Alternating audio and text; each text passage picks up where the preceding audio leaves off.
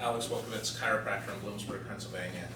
A few months ago, I went to a continuing education program run by one of the state associations, and it was mostly philosophically focused, and there was a lot of good stuff, and it really brought up a lot of memories from school, and just got me thinking a lot. It was 15 hours, so it was quite a bit. Got me thinking a lot about like what do I do, how do I do it, what's my purpose, and it was interesting how there were so many great speakers, and it was great because they're very pro chiropractic. You go to a lot of continuing education programs, and some of them can be very medically oriented, and they don't really have necessarily a great understanding of chiropractic or really a love for it. And so it was nice to see that. The one thing though that got me was it's so physically based, just completely mechanical.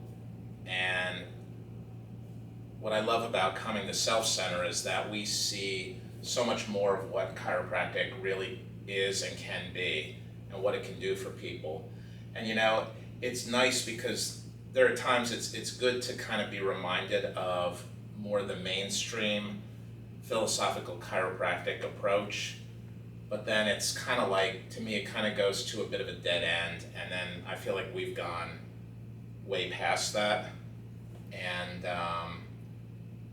the people that come into the office, there's some normal people, and then there's some people that really don't fit in as well into maybe other offices, what they're looking for, what they feel they need. And it's something very special that we can provide more than just that mechanically based chiropractic, going farther along. And even with that, a lot of times the traditional chiropractic is they just look at the spine versus other joints. And I think there's so much more going on. The spine is the center, but there's so much more to bring in to really help people. And that's about it. Okay. Would anyone like to ask Alex anything? Anyone? One more time, anyone? Well, you made a statement about, you get a lot of people that come near, is it that you get a lot of people that come to your office who really don't fit into the societal norms of? Both. Whether it's they've been to other chiropractors or through other physical approaches, whether massage therapy, physical therapy, and also just, I think so much of the time, a lot of offices that are more focused on procedures, they have a very short time limit in like how they look at people. So typically if somebody has complaints of certain parts of the body, they'll just focus on that versus at least looking at the whole spine, and even beyond that, looking at other areas of the body as well. Anyone else like to ask Alex anything? Anyone? One more time, anyone? All right, excellent. One hand up. Let's start for Alex. All right, the floor is open for whoever would like to come up. Don Fernando. Right, Fernando, chiropractor, Brooklyn.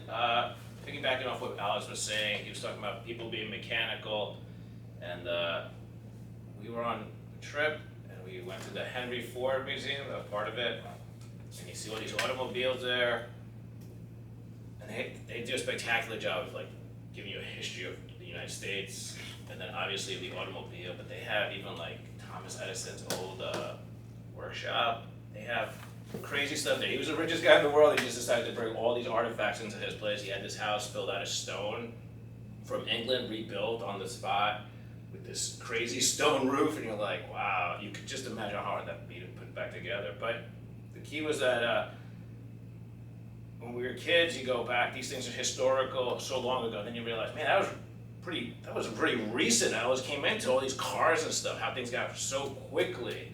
So when like DD came about, that's where the focus, mankind's focus was going on all these mechanical things. Everything worked with mechanics, and it was like, holy cow, look at us, we're so powerful at what we got doing. And they're shifting away from like the spiritual side of things, because that had really gotten into trouble. People had kind of hijacked that whole enterprise, and people were like, this is, the way forward with these machines. But when Didi gave that adjustment and we started developing chiropractic, he really forged ahead in the spiritual world. People had done stuff with the spinal column before and probably gotten results, but he really focused on what was going on. He made that spiritual connection. And, in the Bible in Genesis it said, man had touched the tree of knowledge of good and evil, and then God put up like an angel there waving a sword to keep him away from the tree of life. But I really think Didi with the chiropractic touched that tree of life.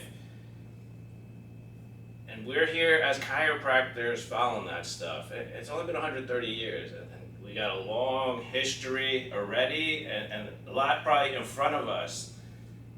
And people have realized these parts of chiropractic before. Obviously, Pasquale really held up that part of it for us, and we're following his tradition. But looking at the Bible and all that stuff that I've been doing, you really realize the key thing, how chiropractic is moving, you could say almost Western culture forward. The idea was, you guys now have you guys are the image of God, each one of us. So we are the temple. It's not out there, we don't have to go anywhere, we don't have to go any place.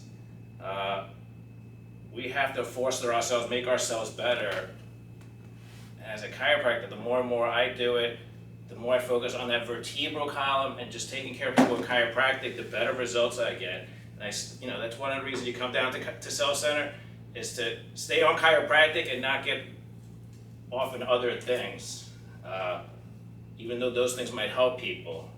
And the more I focus on chiropractic, the more peace I get, the better I practice, and things are getting simpler and simpler and more powerful, especially when I just focus on that vertebral column and taking care of that person. I don't know where else to go with that, but that's all I'll say tonight. Anyone else like to ask Fernando anything? Anyone? One more time. Anyone like to ask Fernando anything? Where is the Henry Ford Museum? Dearborn, Michigan. Oh, you were there? We went from North Carolina up to Michigan. We really went on tour. Anyone else like to ask Fernando anything? Alex. So as time goes on, the way you exist with taking care of people, has it gotten simpler? I had to get my story straight. I mean, you start talking to Pasquale, you go to school, you get some stories, you start talking to Pasquale, and everything's so. Sometimes you think you got it and you can't apply it, and it does take time. Now I'm like, it's been 20 years. Today I finally got some stuff on my website. I was like, oh man, that's what I wanted 20 years ago. I just didn't know how to put it together. There's no way to piece all these things together. The whole story. There's a story I tell down here that's big, wild, and then something I have to just kind of transmit to these people. Even if I don't transmit anything, at least I know this story, and just being at peace with myself and knowing it, I transmit that to them. Sometimes I get very upset or this. I had a big issue with people not relaxing. I probably do it, obviously, in hindsight. They weren't relaxing because I wasn't letting them relax, They were nervous already, so it's like, in my mind, it was like, you should come in, and they should know I'm going to take care of them, but the people were nervous. They'd never gotten chiropractic. They'd never been, there was so many things. I was like, I just get on the table, It's good, trust me, it takes time for people to relax. But when I know where I'm coming from, and can be calm in that, then I react better to the people coming in. Anyone else like to ask Fernando anything? And would you say you're addressing less on them, on a case by case? No, I'm addressing more, and there's so much to address. I just have to sometimes go, okay, sometimes it'll be quick, sometimes it'll take time, but I go, all right, they're full, especially when I, just focus on that vertebral column and focus on, there's so much going on with these people.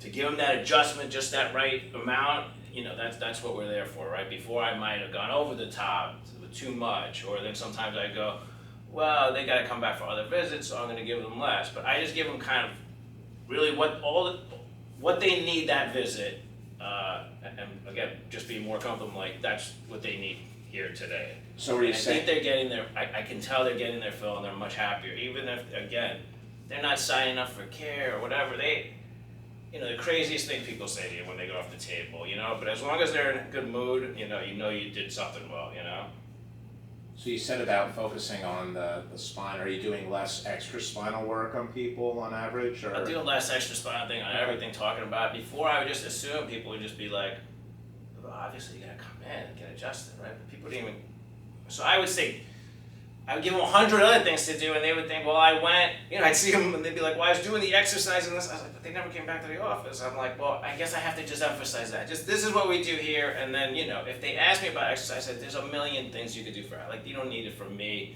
Maybe I'll show them a thing or two if I have time, but there's so much other stuff out there. Again, I just focusing on the adjustment and telling them that vertebral column is your tree of life.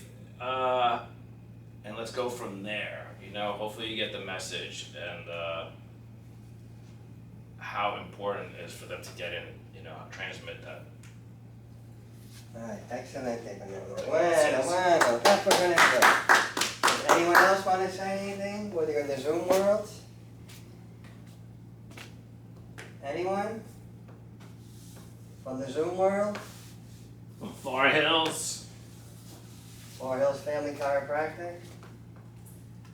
I guess not. Alright. One more time. I'm gonna send two or three to her office. Alright then. Well, I'm gonna write something and I'll give this person one, and I'm gonna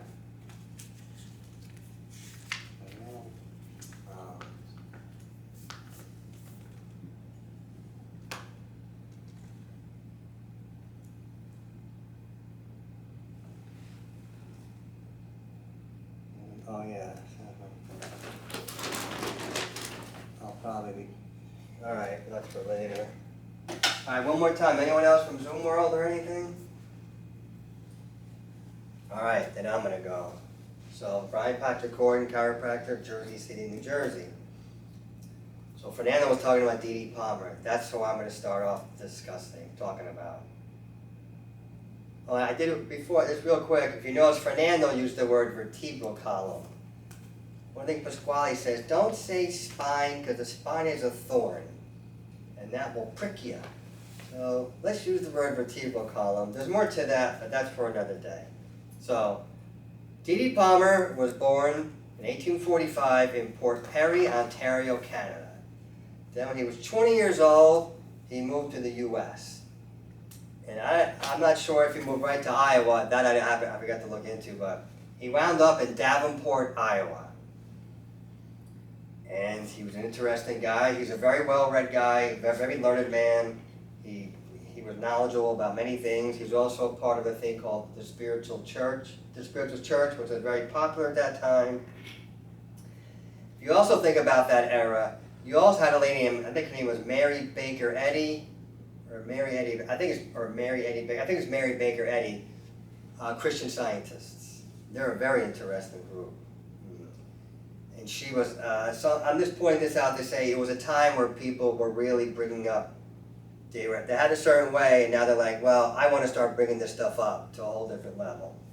So that's what they did. So anyway, 1895, Dee Dee was in his office. He spoke with, the man's name was Harvey Lillard. He actually had his own janitorial company that cleaned buildings, and one of the buildings was the Ryan Building. The Ryan Street, whatever. Fernando lived there. Was it Ryan? Ryan Building. Yeah, the Ryan Building. Fernando went to Palmer. I went to Life in Georgia. So, this guy explained to Dee Dee Palmer how he was trying to pick something up years back. He heard something go in his back, and he lost hearing in one of his ears. He was deaf. So Dee Dee, through the Spiritual Church, they had like a medium to introduce, and through the medium he introduced to a man named Jim Atkinson, who actually died in 1845, the year Dee Dee was born. So you had 50 years later, and he says, I wanted to bring chiropractic to the world back in my day, but the world wasn't ready for it. So it was explained to D.D. Palmer what he needed to do to help Harvey Lillard. So D.D. went and he followed the instructions he was told, and there's a photo, there's the drawing of it up there, a painting, and he took care of him, and as he said, he rocked the bone, and then Harvey Lillard was able to hear out of the ear where he was not able to hear. He had full hearing in both ears. So Harvey Lillard runs around telling people. Next thing you know, other people are showing up for D.D. Palmer. And it kind of freaked him out at first, but he started taking care of people, and then more people, more people. And then after a while, he's getting busier. And so what did he get for all this good work? He started getting arrested for practicing medicine without a license. He's like, I'm not using any medicine, I'm just using my hands. And they harassed this man, they harassed him constantly. He started teaching other people. And he didn't care where you were from, your ethnicity, your race, man or woman, whoever you were. If you were sincere and honest, he would take you on and show you how to help people. And as they chased him all over this country. He would get arrested. Wherever he went, he'd take care of people and help them out, he'd get arrested. But that's really how chiropractic spread, by him jumping around. So here's the thing. He was giving something from the spiritual realm. He was given to him. Out of all the people on the planet, he was chosen, and he said yes to it, and he did exactly what he was told, and it came through. And that takes courage. And it took even more courage for him to keep doing it after all this troubles that he had of them coming after him. And he blazed a path for us a path that no one had ever blazed before. Because the way I look at it is, the second he received that, and the second he took what he received and he helped out Harvey Lillard, when that happened, it was like he broke the sound barrier. And then the Bible has a thing, they like to say, BC, before Christ, and AC, after death. Well, I say, at that moment, boom, everything was divided into, BC means before chiropractic. And I'll just say C, then chiropractic. So it split everything, and it brought a whole new level of wisdom in for people to be opened up to really receiving the Holy Spirit inside of them, and so they can really determine what they need to do. Now, D.D. wrote that book, but he didn't want to write it. Him and his son had all this squabblings back and forth and all this. But he's like, I'm really not ready to write this book. And I think he was really about to unload some really deep wisdom, but the world wasn't ready for it. So in 1913, he had to go. And then chiropractic got caught up in all sorts of stuff, and people went this way and that way, and they fought, and they did this, and they did that. Pasquale's chiropractor, his name was William H. Werner, a guy who was over in Queens. He got arrested for what? Practicing medicine without a license. And if you want to read about it, go to the Self Center website on the chiropractic resources. Fernando found the article and he put it up. It goes through the whole story. He got set up, and who was he set up by? Other chiropractic groups, because they were fighting each other. It's crazy, but it happened. So, Pasquale was born in 1911. So when D.D. passed away, Pasquale was 2 years old. And when Pasquale went through his own stuff. When he was 3, he got vaccinated, and he was all messed up, and they thought he was going to die, but he survived, but his body was twisted up. And half his tongue was paralyzed, and he had all sorts of problems, but he found Bill Werner when he was like, I guess about 20. He found out to be 20 because he met Bill Werner after he got out of prison. Bill Werner spent 5 months in prison. He got out in October of 1931. So Pasquale met him after that. So Pasquale would have been at least 20. And Pasquale went to him for he said it took him like 3 years to get better. But he went to him, and then Pasquale became a chiropractor. Then Pasquale, as soon as he graduated chiropractic school in 1943, it was in June, he got drafted into World War II. So in September of 1943, he's in the military. He was in the Navy. and they made him, he was a medic. And he eventually wound up in Okinawa, which is an island off the coast of Japan. And he saw terrible things and all sorts of awful things there, and he survived it. And he came home, opened up on 24th Street in Brooklyn between 4th and 5th Avenue. He opened up his office. He used his apartment. There'd be a line down the street to be able to see him. In 1950, he opened up his office. So anyway, Dan Pasquale was a really busy chiropractor. He was teaching at various schools. And then in 1968, one of his students says, "Someone I know wants to speak to you." He's like, "Oh, well, she's a medium." Her name, I found her name out. It's Paula Peavy. She was up on Manhattan in Broadway, Upper West Side. So Pasquale's like, "Well, I've never done anything like that, but I'll give it a try." So he went to it. He says, that woman told him things about his life that no one else could have said. And she introduced him to his spiritual friends, and they gave him the name, self, center, and the spelling. Now, Pasquale before that was very studious. He was into the neurology, and he could say that stuff backward and forwards. But after that experience, he was introduced to the spirituality of chiropractic. And when he got it, he ran with it. Now, he'd had meetings before that, but then he started having the self-center meetings right after that. And he started going heavy into the spirituality stuff. So what happened to him in the 70s?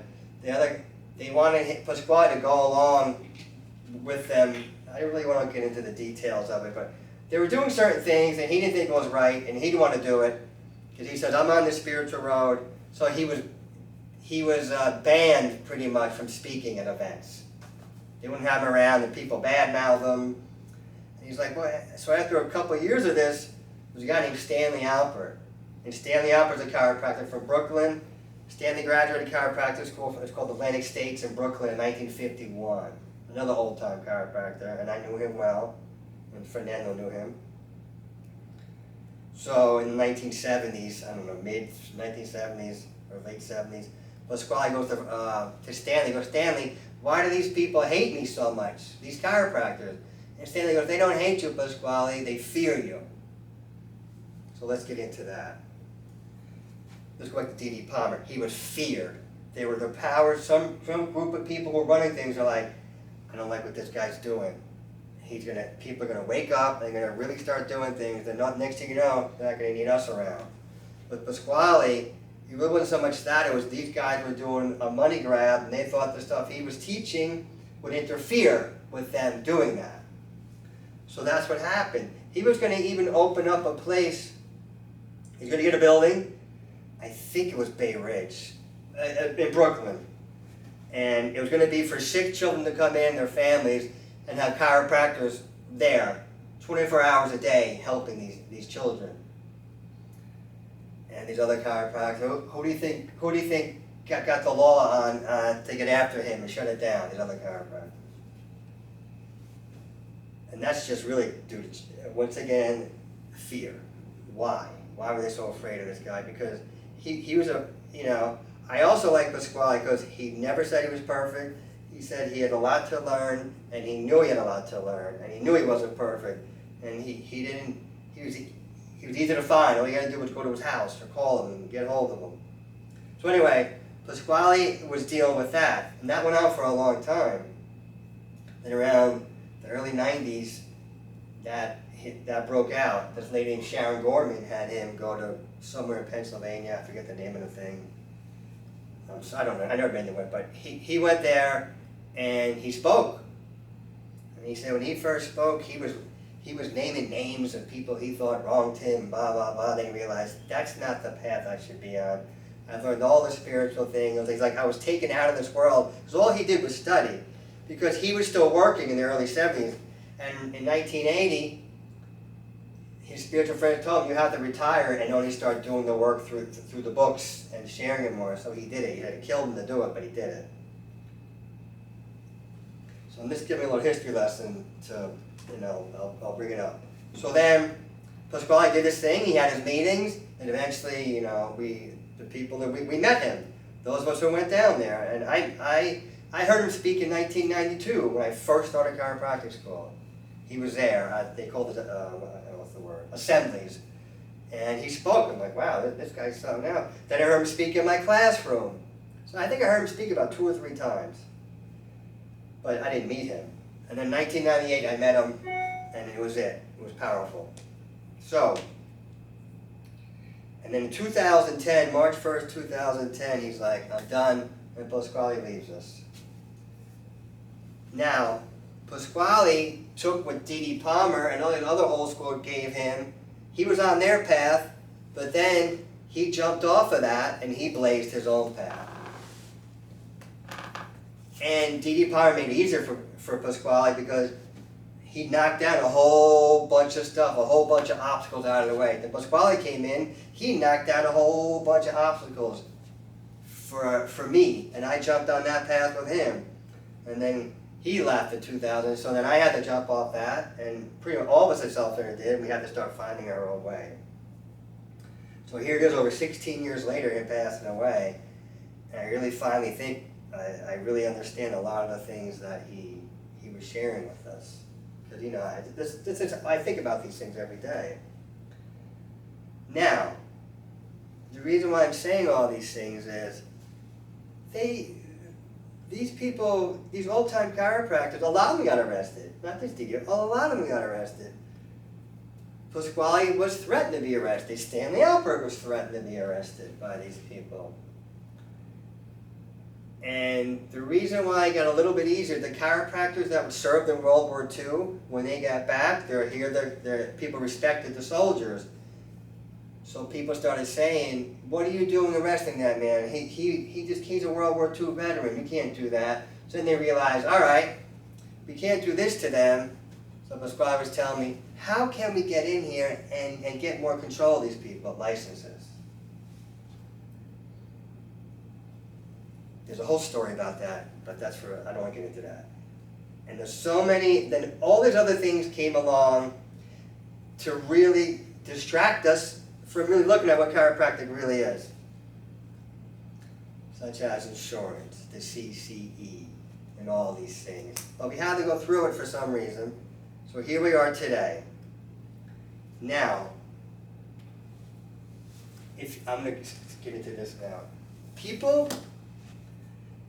I look at it this way. People are hurting. They're in pain for so many different reasons. A lot of people have just been through a lot of rough stuff in life. And it's like, they're running around looking, asking, like, where can I go with my pain? Where can I go to get help with this? And they come in here and they meet a guy like me. I don't take appointments.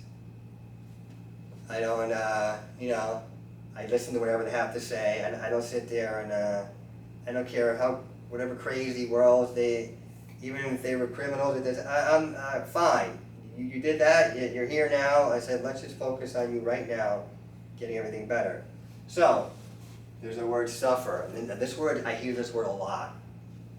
You've heard me say it before, I'm going to say it again. The word suffer, it does mean to endure pain. It also means to undergo and pass through a change. It also means to allow and to permit. So, not all suffering involves pain, and not all pain involves suffering. What do I mean by that? Suffering is that you're allowing yourself to go through change. So not every bit of change involves pain. But when it does, if you keep allowing yourself, and let's go to the word commit, C-O-M means thoroughly, and it comes from M-I-T-T-E-R-E, which is Latin, which means to send. When you send yourself through this suffering, through this pain, through everything thoroughly, and get every ounce of it, get all the experiences you can out of it, and then when you're done with it, you're done with it, it's over. And you have it, and you got so much wisdom out of that. Not all pain involves suffering. What do I mean by that? There's people that are in pain. I'm not judging them, but it hurts so much, once they get to a certain point, they can't get past it. They just can't, and they just stop. So they're not suffering, because they're not allowing themselves to go through the change. So they just sit there in their comfort zone. Even though it's miserable, it's their comfort zone, and they don't want to do, it's not that they want to, it's just, for whatever reason, it's too hard for them to get through. But we can help those people, because by them coming to chiropractors, just by being around us who know they can get through it, I believe it gives them the courage and strength to take that small sequential step, and I've seen people do it, and they do it, and they do it, and they get through all sorts of things. Now, and in order to do those things, about the suffering and to commit yourself to go through it thoroughly, you use the word surrender. S-U-R means, well, it means over. R-E means back. And then D-A-R-E, which is like Spanish, it means to give. So it's like you're giving back over. There's only one thing you can give back over, and that's God. God puts love in us, and that's the only thing we can give back over. But the word of Colpo Pasquale, he says, I got it out of my head, give me a moment. And here it is. He says, they say love conquers all. I disagree. It is only the labor that conquers the stumbling blocks that prevent us from getting to love. So once we conquer those stumbling blocks, we get to love. And once we get to love, there's nothing else to conquer. So, where does that, people talk about destiny, it's destiny, it's destiny. Well, destiny, D-E means completely, and the rest of it from a word, S-T-A-R-E means to stand, to completely stand. And I'd look at it, we completely stand before God, but pure, without a blemish. We did all the labor, taking all these stumbling blocks out of us. You want to talk about your aura, taking everything out of your aura that's holding you back, and to get it out of your way. And once you do that, you stand, you can completely stand. And you're still. Be still and know that I am God. And so if someone starts going to a chiropractor, they're getting all this stuff, and this debris starts coming out of them. And that as debris leaves them, it creates a tone and it's vibration and some people it really freaks them out because it's a physical pain, but it's also making them maybe think about some maybe not so nice things they went through before. And it's hard for them. But I just keep reminding them, let's do this in small sequential steps, and they keep coming in, and that debris keeps coming out, keeps coming out, keeps coming out. And as I believe all of us keep doing that, we're going to realize something, that there is the one day, which I call the virgin birth, which means, virgin means pure, when we finally do that last thing where we get all this junk out of us. And that's our destiny, to stand completely pure. And that's really what chiropractic does, and it's a journey, and it's a journey for people. It doesn't mean it's easy, and it's going to cause all people things, but for me, it's just being a chiropractor. And being a chiropractor helps me learn, and it can help other people. They get the answer inside of us, what you need to eat, what exercises you need to do, maybe whatever it is, work you want to do, or how you want to raise your kids, or how you want to do this. It allows you access to all your answers that are inside of us. And I think I covered most of it. But it's really time for each one of us to blaze our own path. And sometimes that's challenging. And sometimes you're not going to be invited to things, or if you are invited to things and you show up, some people really don't want to, really talk to you. Or they think you're this, they think you're that. And I recommend don't be upset by it. Just say, okay, and move on, because there's a really big lesson I learned from going to Self-Center was the only person I can forgive is myself. I cannot forgive someone else because I don't have that power. I can only forgive is myself. So the only person, it's like I can give myself permission to move forward. I can't give someone else permission to move forward because that's their business. But as I give myself permission to move forward, and I keep doing that, I realize whatever this person did, if I didn't think it was so nice or this or that, well, at this point I'm like, well, so what? I'm not going to get upset because I understand, I have an understanding why that person did what they did. Maybe why they are the way they are, and I just let them be who they are. I'm not here to change the people. People who come to me, I just let them be who they are.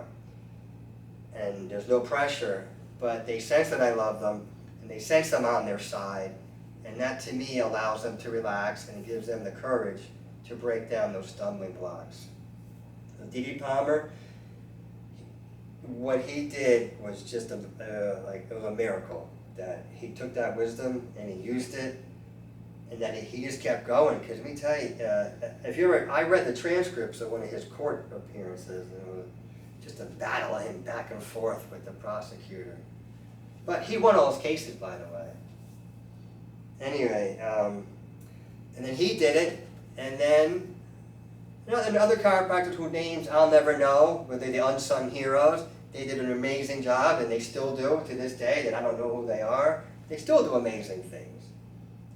And Pasquale came along, and he's like, so for some reason they said, this guy, he'll do the work, and they chose him. He took it, and he was like zapped. And he did it, he went all in. Then a lot of us will go in, we're doing it in our own special way, and we're blazing our own path. So I just say to these chiropractors, especially yourself, if you think it's difficult, I think it's hard, just keep doing it the way you do it. I also tell chiropractors, do this the way you really want to do it inside of you. What that voice inside of you says, do it. Because I know as chiropractors who just try and do something just to get people in, and the people come in, they're really not ready to handle it because they don't know how to serve it. They don't know what to do for these people, and it blows up and it becomes a mess. But they have to keep being putting on something, a persona that they really don't want to be to get people in, and it turns out to be an inner turmoil. So I always tell these young chiropractors, you have that voice inside of you, the little thing, your little angel's whispering, saying, do it this way, just do it, just follow it and do it. It's always going to work out for you. And these are two more quotes. Focus on serving people, the rest will take care of itself. And here's the last one. Serve people with pure intentions of the Holy Spirit, and God provides all your needs. So God provided all my needs. I mean, I'm a perfect example. I have a beautiful wife, Sora. I have a beautiful little boy, Jack. And people who met me years ago, they'd never think that would happen. But look, I just kept at it and kept at it and kept at it. And it happened, and I had more good things to happen and more good things to do. And to help people do that for themselves is a beautiful thing. So that's why I think chiropractic is a beautiful thing. So anyone ask me anything? Anyone?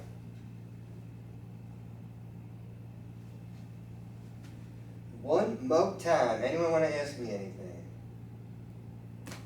Fernando. What do you think about young chiropractors and I don't have an exact specific question, but all I know is, what do you think about young chiropractors? Anything about how... I'll ask. Oh, right. Someone asked me, why do you call Fernando Don Fernando? Respect. And I said, oh, I thought about it. His name's not Don. I said, that's true, his name is not Don. And I said, you ever seen with Godfather, they call him Don Vito Corleone. I said, it's a term of respect in the Spanish-speaking world and the Italian-speaking world. I said, he's young, so it's funny to say to him. It's really for older people. I wanted to say that. But anyway, young chiropractors that I meet, which is not that often, I do meet them, they look at me, sometimes they come here and they meet me, and they're like, someone say to me, I can never do what you do. I'm like, well, I'm not asking you to do what I do. But they're like, they have all, it's like, they keep saying all these things, and I look at them, I say, this is the way I do it, and this is the way I feel I'm called to do it. I said, but like I just said, just do it the way you want to do it. But unfortunately, what happened with them is, these people, I don't know what terms they use anymore. I used to call them practice management people. I think they call them coaches or something now. They're in the schools, in the schools, signing them up. And all they do is just put all this stuff in their head. You gotta do this, you gotta do this, you gotta that. They get them all worked up. But they haven't been working on themselves, and they don't know how to use their hands as well. That's the other thing I noticed. Learn how to use your hands, learn how to put your hands on people. It takes you 10 years to really learn how to sense what someone needs. So just take that time, look at someone in their face as they come in, look at their face as they leave. You'll get so much out of it. And just allow yourself to struggle. Like that caterpillar goes into the fancy term of chrysalis or cocoon for not so fancy words. And it comes out, that then becomes a butterfly. The butterfly struggles to get out of that cocoon. And it does, it squeezes itself out, and it squeezes all the blood out from the center into its lungs. The scientists did studies, they just cut the cocoon open, the caterpillar died because it didn't squeeze through and pump the blood from the center into its wings so it could fly. So allow yourself to struggle, and it's not easy. And some people look at, oh Brian, you must have done this overnight. No, it took me 12 years. 12 years of hustling. I'm not even going to tell you, people wouldn't believe me. They knew how much I ran around up to the Bronx to see people in here and there. I'd go wherever. I did it. But just allow yourself to struggle, I'd say, these young chiropractors, and it's okay. And do it the way you really want to do it, the way that little voice inside you tells you to do it, and I'm sure it will work out for you. And work out for you quicker than it did for me, because the work that I've done is going to help you. Because I have plowed the way, and then other people around, and so is Fernando, and Alex, and Mark Johnson, and Phil Bracco, plowed the way to make it easier for you to do it. Anyone else want to ask me anything? Alex? When you've worked with some younger chiropractors, do they come from a more philosophical background or more medical? A little bit of everything. I don't meet that many young chiropractors anymore. I tell them they can come here. The word's out. Someone's a young I won't charge you a penny. I don't want any money out of you. Just come over here if you want to talk to me. You can talk to Sora, my wife. She's a chiropractor, and just go from there. And just all I can do is tell you the things I know and how I do things, and the rest is for you to take that and do what you want with it. From when you went to school, I know you've talked about in the past, like at Life, you had a lot of like older people who maybe it was a second career or a little later time, and are a lot of these more like younger people? Yes. And do you find on average they seem very spiritually inclined, or is that something that's very alien to the ones? I hear them say it, but I don't know them well, so I don't know if that's how they really live. Do you think so I take them at their word. Do you think they were more oriented that way back, like when you were in school, the average student that you knew? It was different because I was 22 when I started chiropractic school. There was only a handful of us. The average age was 32. There was a bunch of students in that school that were in their 40s when I was in. I'm trying to remember. I mean, I wasn't there because I didn't know anything about. I really didn't know anything about chiropractic. I was 19. I hurt my back unloading trucks. I went to a chiropractor. He helped me. I said, "That's what I'm going to do." So I put my degree to biology. I already had a year of college done. I graduated in '92. I was 22, and I applied for chiropractic school. I got in, and I went down. And I only saw that chiropractor for like 2 weeks, and I never went back. I didn't know anything. But when I went in, something told me this is it. This is the place. So a lot of these people know a lot more than I did, but something inside of me sensed it. It's like, wow, this is amazing. It really is. I think at that time it was pretty much, from what I'm remembering, I mean, I started 34 years ago. It was, I'm thinking of all that, picture all these faces in my head. It was just pretty much, the main thing we said, the power that made the body heals the body, and which is a powerful statement, by the way. Do you feel like a lot of students that resonated well at that time? Yes, definitely. Especially, here's the other thing, now you just reminded me. A lot of those people that came into chiropractic as a second career, we'll call it, they all had some miracle story. Like, I would just sit there and, I got to know them. They're like, oh yeah, they had something crazy happen in their life, and no one helped them with it, and the chiropractor helped them. So they said, I'm going to become a chiropractor. So they were really into helping people. It wasn't about a business.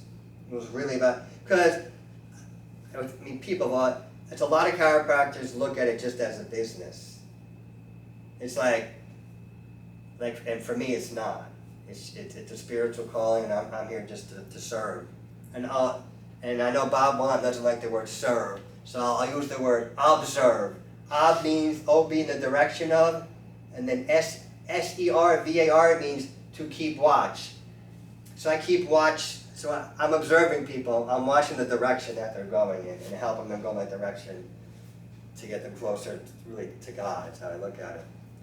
But yes, a lot of these chiropractors, when I was a student, my fellow students, a lot of them had some crazy story where the chiropractor helped them and they dropped everything and they went to school. And it was powerful, those stories. I remember some of them. I don't remember his name. Anyone else want to ask me anything?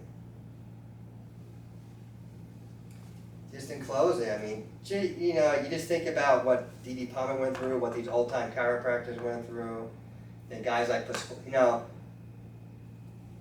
we knew old-time chiropractors. You know, Pasquale Sarasoli, Stanley Alpert, a guy named, remember Arturo Ferrara? Yes. He was a chiropractor from another Brooklyn guy. He graduated, he was in, he's by the Kensington? park, by Prospect Park. Kensington. What? They call it Kensington. All right. Well, near Prospect Park, I know that. He's a, he graduated in 1956. He was a really good guy. And they all met D.D. Palmer, they all met B.J. Palmer. Just think about that. So they're just, you go D.D., B.J., then either Pasquale or Toro, and then me. So that's not that far. So these guys, you know, plugged in to some pretty powerful things. And those guys, Stanley Alpert passed away in 2020. It was just a few weeks before he passed away. He didn't tell me, he was having help, he didn't tell me. He worked 7 days a week. Pasquale worked 7 days a week. But Pasquale told me, you don't have to do what I did. Because I worked 7 days a week for 20 years. And I'm like, I have a son, I've been a chiropractor for 30 years now. I need to focus, I want to be around for him, I want to be part of his life. I want to see him grow up and do all these things. So I took a day off my schedule so I could do that. And because that's what I need to be, and that makes me better able to serve people.